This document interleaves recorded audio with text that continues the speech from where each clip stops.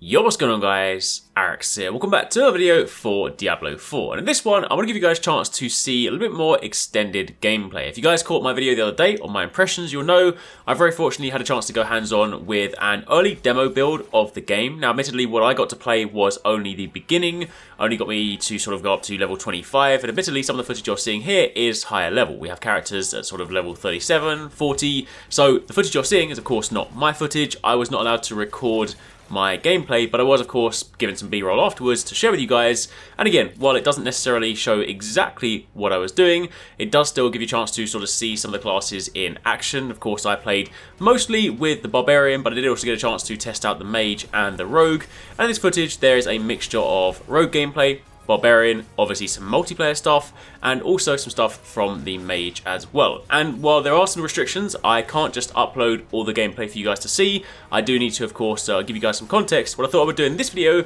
is basically just talk about some of the stuff that I enjoyed during my hands-on time, some of the sort of things I got up to, things I encountered, sort of interactions with the classes, and kind of just sort of recap some of that. But then amidst that, I'll also just sort of let the footage breathe, so at intervals throughout the video, you can kind of just listen to the game and watch it without me talking, and then I'll kind of check back in at various points. So if you guys do enjoy this, a like would be super appreciated. Of course, if you have any questions, by all means let me know in the comments down below. And of course, do be sure to keep it locked because we will be bringing you guys plenty more Diablo content as and when we do get access to more stuff. Now, one of the questions that actually came up yesterday during the impressions video was, how smooth was the experience? Did I encounter any frame issues? Did I encounter any glitches, any bugs? Now keep in mind, of course, the build I was playing was a development build, so of course it was not final. But I will say, for me personally, it ran super smoothly. I'm running a 3080 in my PC, so I've got a decently spec PC, and I didn't have any issues at all. I didn't sort of notice any slowdown or anything like that when I was fighting, busy areas with lots of enemies or anything like that.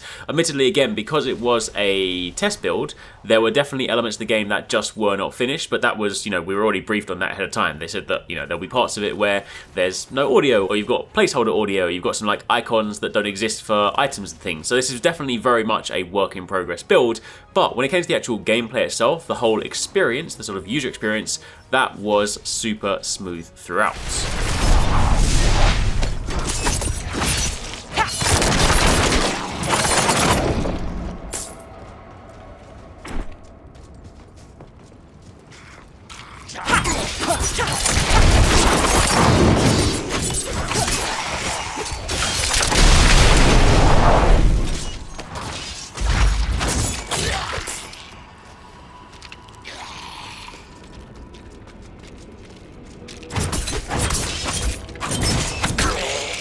Now, as mentioned the other day, one of the other things that I actually really enjoyed this time around, and it might sort of seem like a really subtle thing or like a small thing to some people, but like I just liked and appreciate the verticality in the maps this time around. Of course, you just saw in the gameplay a character climbing down a ladder, and climbing down a ladder in and of itself doesn't sound that exciting. It's like, whoa, I'm losing my mind over something so simple. But I feel like a lot of the time in ARPGs specifically, when the whole sort of focus of the gameplay is to crawl through dungeons, a lot of the time you have expansive areas to explore, you have big maps, you have corridors, you have plenty of space to explore and battle things, but a lot of the time it tends to sort of take place on one plane, or at least if you are going to sort of elevate areas, it's through sort of very gradual slopes that kind of tend to go up or down, or some basic staircases. But as you explore the world in this game, there are definitely a lot more elements where you will climb mountains, slide down hills, jump onto sort of like a zip line or like a rope to sort of climb across a canyon, leap across a canyon. And again, this is something that I'm sure lots of games have done in their own right, but for me, the sort of most notable comparison is Lost Ark. Lost Ark is one of my sort of favourite ARPGs, and it has done some fantastic things. And when it came to sort of exploring their more cinematic dungeons, there were so many components where you're climbing things, sliding down things, jumping over things, and while again, they may seem like simple actions, when it comes to exploring dungeons and sort of big areas, it just sort of adds to the whole adventure vibe. So yeah, I personally really like that.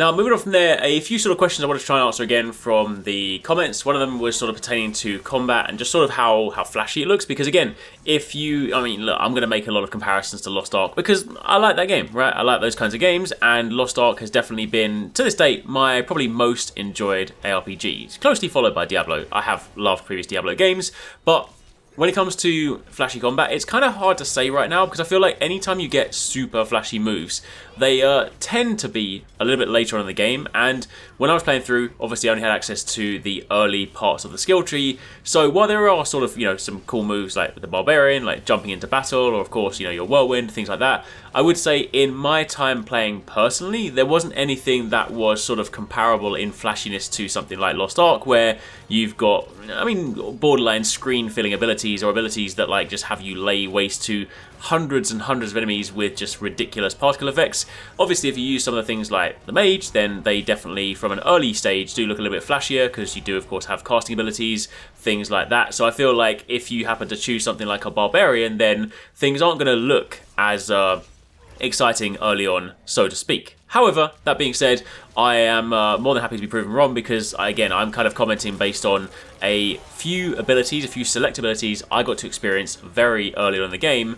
And when you're doing sort of basic slashes and basic sort of cleaves and jump attacks and things like that, then I'm not necessarily going to expect anything super crazy and over the top. But I do also think there's probably a line to be drawn there because while I am going to make comparisons with something like Lost Ark, this is also designed to be a sort of much more grounded, grittier experience, so I feel like there's probably like a balance point there. I will say it feels good. Combat definitely, again, does feel really nice. I do feel like they got a good weight to it. Maybe not as weighty as Lost Ark, but again, as I mentioned in the previous video, definitely not as sort of lacking in weight as something like Path of Exile. Again, I'm not trying to slate that game, I just personally never clicked with that title. But I do feel like, yeah, combat front, from what I played, did feel pretty good. One thing that did, however, keep catching me off guard, and again, this was also a question, and sounds like kind of a simple thing, but you can't actually, or at least in this build, you can't zoom your camera in and out. I know typically, you know, ARPGs have like a fixed camera to a degree, but again, having played a bunch of Lost Ark, I'm very used to being able to, in select situations, zoom a little bit closer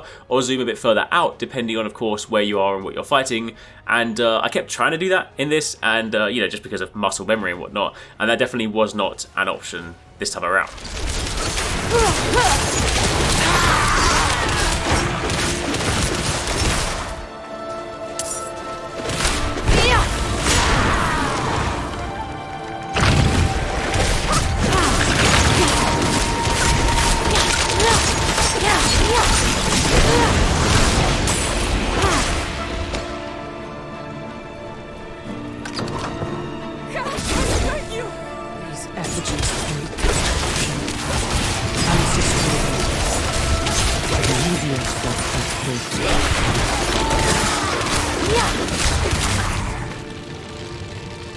Over here, help!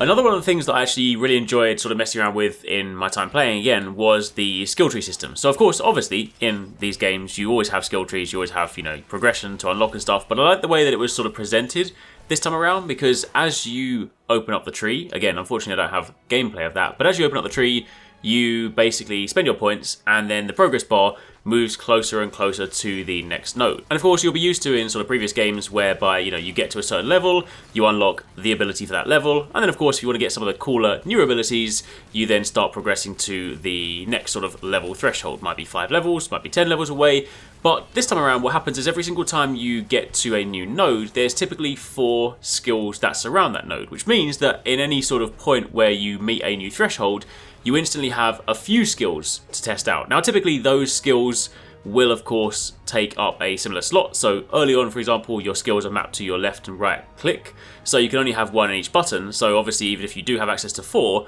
you will only be using actively 2 of those. But then of course, once you get to the later point, you get to I believe it was level 6, then you unlock all your other slots, basically 1, 2, 3 and 4, and then you can start putting skills into the different ones. But I feel like it was just nice to get to like a node and be like, oh, I have a few things to choose from, instead of the game just deeming that like at level 5 you will be given cleave or you'll be given this. It's just like you can kind of choose it, and of course, because things can be readily spec'd and unspec'd literally on the fly, you can again test things out. If you like it, cool, you progress with it, and then of course you can invest more points into it, and then later on you can go down to some of the sort of passive things to further bolster those skills, or if you decide it doesn't quite work, you can then quickly unspec and change it. And then of course, if you get into situations where like you need more single target damage or more AoE damage, it is again very easy to swap those. But I did find that the sort of overall user experience of getting to a new node a little bit more exciting, because instantly you have choice, like a lot more choice than I would normally sort of expect you to have, which again I personally just did think was a good thing to sort of look forward to, because it kind of like makes it a bigger experience every single time you hit a new threshold. Get out of my house!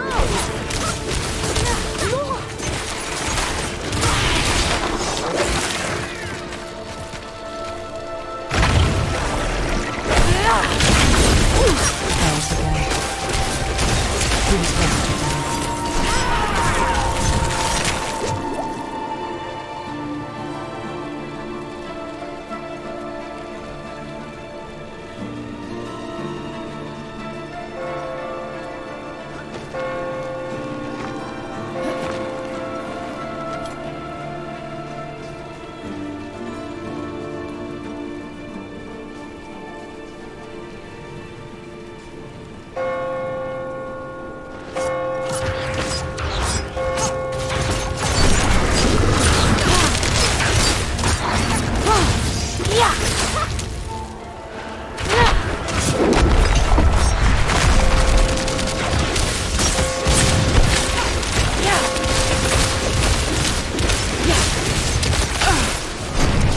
I need time to prepare.